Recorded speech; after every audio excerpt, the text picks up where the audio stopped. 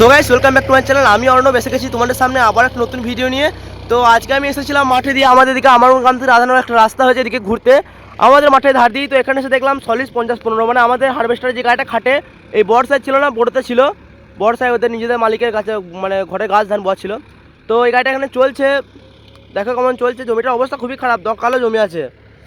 এই আমাদের ধানটা আমাদের হারভেস্টারে ধানটা কাটা হয়েছিল নাকি রে, আমাদের হারভেস্টারে ধানটা কাটা হয়েছিল। তো অবস্থা খুবই খারাপ হলো, তোমরা লিকগুলো দেখি বুঝতে পারছো, গাড়ি বারবার এসে এসে কেটেছে। মানে যে ট্রায়াঙ্গুলার শেপটা ওটা দিতে পারেনি বা রেক্ট্যাঙ্গেলভাবে কাটতে পারেনি, মানে চৌকোভাবে কাটতে পারেনি জমিটা ধানটা।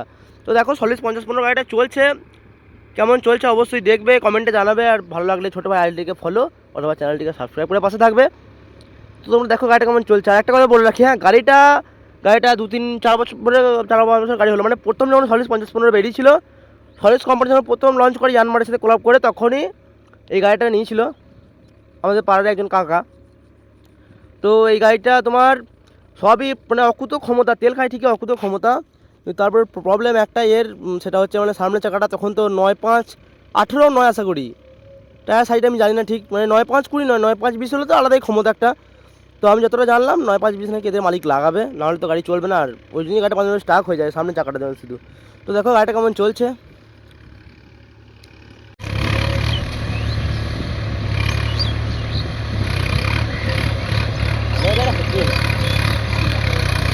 কতটা হয়ে যাবে, ওইটা আরাম করে হয়ে যাবে।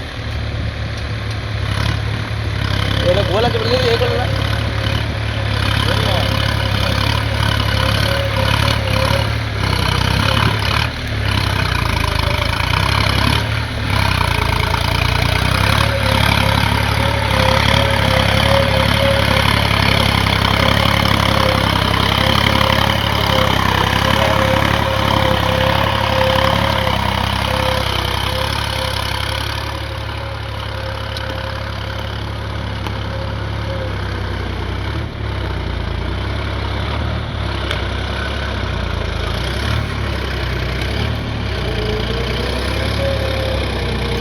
এইখানটা এসে গড়বড়টা হবে, মানবে না কেউ, বড়ই তো মানবে না, রাগ নেবে।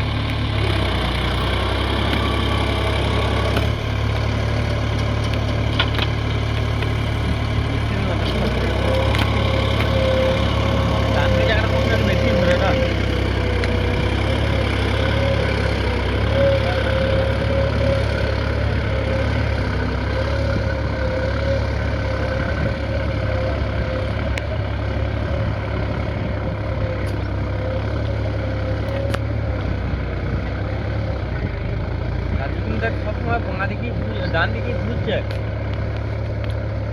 ডান দিকে কোনো ভালো নয় তো। 3 কিলোমিটার ডান দিকে ঘুরলে 1 কিলোমিটার বাঁ দিকে যেতে হবে। তাহলে গাড়িটা স্ট্যান্ডটা ইয়ে হতে পারে না, সব সময় দিকে ঘুরলে।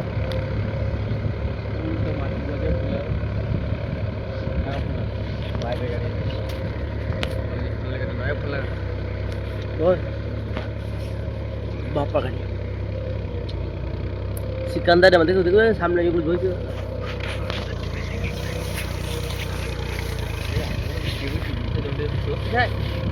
বন্ধ বন্ধ বন্ধ কর, আমি কি বলছি ওটা বাইরে গাড়ি আল্লাহ কম্পিউটার কামড়াই রে, ওই জন্যই রে।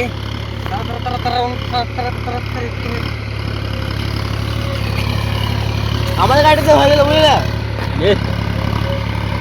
আমার গাড়িতে হয়ে যেত। যখন একটু চাম দেখছে রাজের মুখটা দেখবি, দেখলি কি হলো, হাটা ফুট তুলে দিল। না না ইঞ্জিনে ভাবতে বেরোলো, জলটা থেকে লাগলো না, টান ভালো। সামনের চাকাটা দেখো, ফল ছোট ফল, তো তো লাগাচ্ছে না। আবার বাবুদা যে গাড়ি ওই যেটা কলকাতা থেকে না, ওদেরও বড় বড় চাকা, ওই 11টা প্রচুর তেল খাবে। সম্ভব পারবে না কেন, নামো নেবো তো, কালকে ফোন নিবি?